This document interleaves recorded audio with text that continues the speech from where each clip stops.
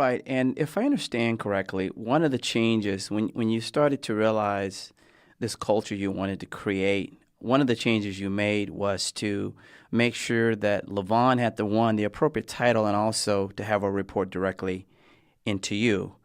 Is that correct? Yes. The thing that quickly what struck me one day is that I had vice presidential positions looking after sales and marketing and accounting and the major normal sections of business.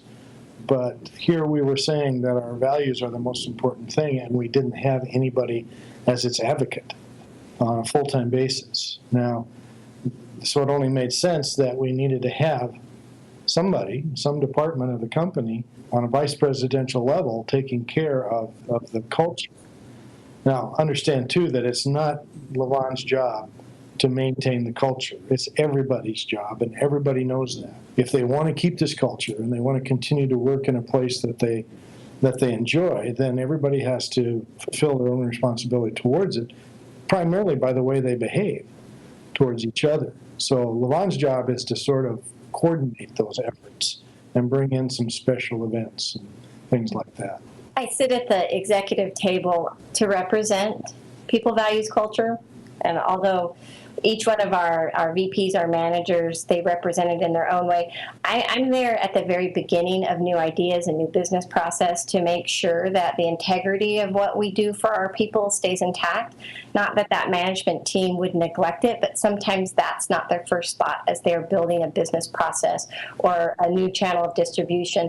So it's really important that I be in the know as things start to progress and to move, to make sure that we can preserve what Scott started so many years ago and what's so important to our business model. That's good. Thank you for that. As I've talked to so many different CEOs over the years, I know the one thing they care about is culture. And where there becomes a big challenge is preserving it, especially as you build your business. And Scott, you talked about starting at Superfeet and there were 4 or 5 employees. Help our listeners understand how many employees exist worldwide today. We have 130, give or take a body. We have just about 100 here in the U.S., and as I said before, there are 25 in other states, and so there is a big effort to keep them connected to our culture. We have 9 in Canada, 9 in the U.K., and 1 in the Netherlands.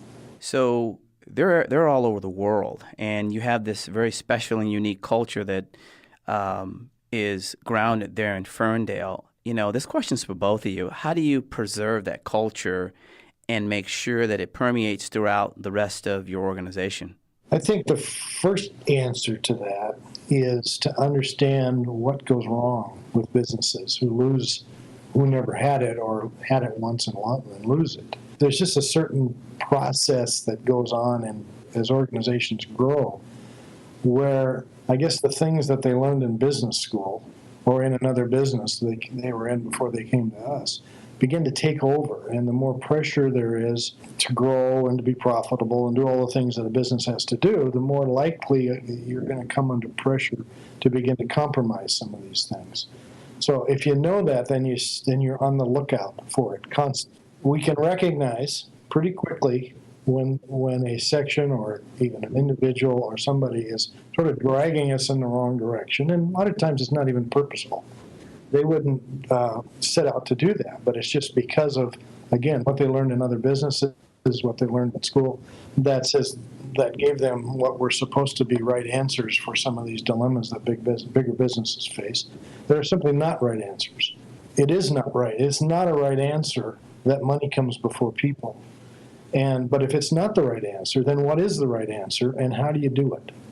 So it's a constant thing that has to be up on the table all the time. The question has to remain, in our culture or in our business right now, the size we are, where's our strengths, where's our weaknesses, what do we need to do? It's simply no different, really, to run people, value, and culture as a department than it is to run any other department.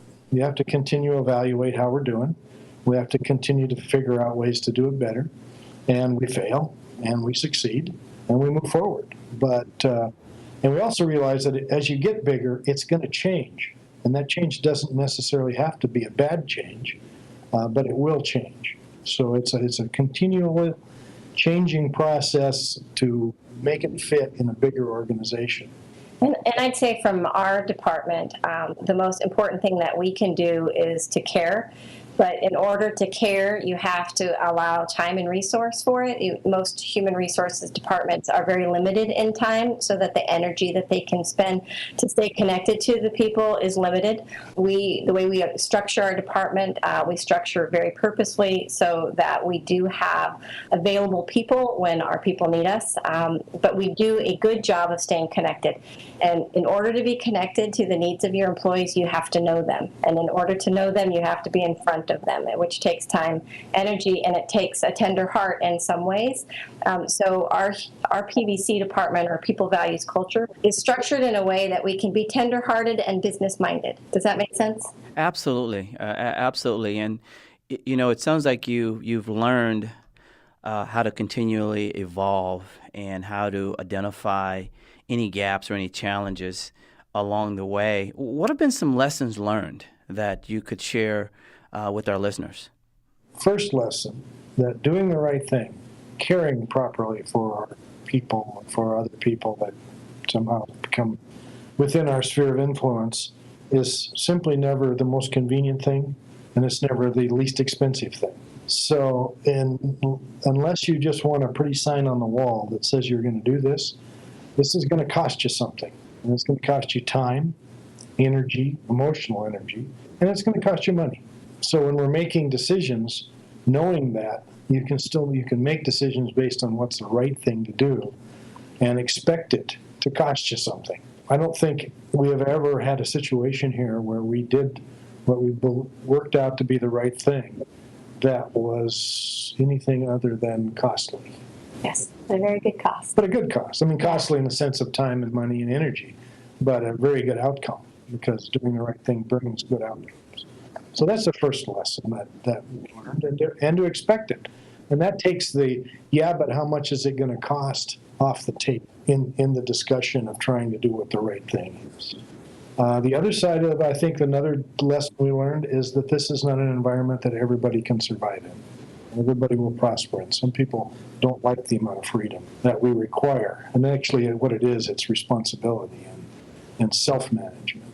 So we owe it to everybody else to fix those things. We've erred in a sense of mercy a number of times and let things drag out too long with some of the difficult decisions we had to make personal-wise. So we're better at that than we used to be.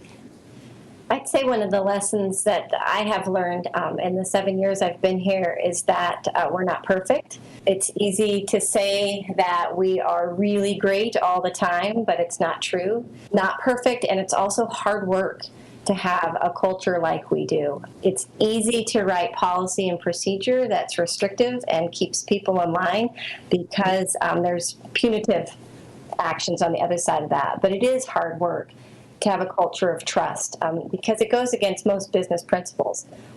So that was a very valuable lesson when I got here, because I took it for granted at first that it would be much easier to work in an environment like this. But you have to work just as hard. But you work just as hard for something much more meaningful, and that is a great investment in what we do for business here. So I want to follow up on something you said a couple of times, and I think it would be interesting for our listeners to understand what it means. People before profit. Well, obviously, profit is a necessary part of business. Profit that we make, having a successful business, a growing business, that produces profit allows us the privilege of being able to do things back in the community, fairly substantial ways. But the decisions that come in people's lives, the things that come along, the ways we have had to step in to help people either with a sickness or with any other tragedies that come in their life, cost us. Sometimes it's just costs us straight out cash. We have to step in and help them. If we're going to give back to the community, primarily that's in the form of some kind of cash. When Hurricane Sandy hit New York, we had customers with managers who lost everything. We had our own salesperson out there who lost everything she had. We had to step in and help them because they didn't have any help from anywhere else. So that's when people come before cash. I can't, I guess, speak specifically about any individual, but when the solution requires cash or money to fix it, then you do it. And you don't worry about the cost of it. It comes out of the profit we made, and then that's it. I think that's a really good example. Thank you for sharing that. I think it will resonate, I think, with other leaders and other businesses who are listening to this program.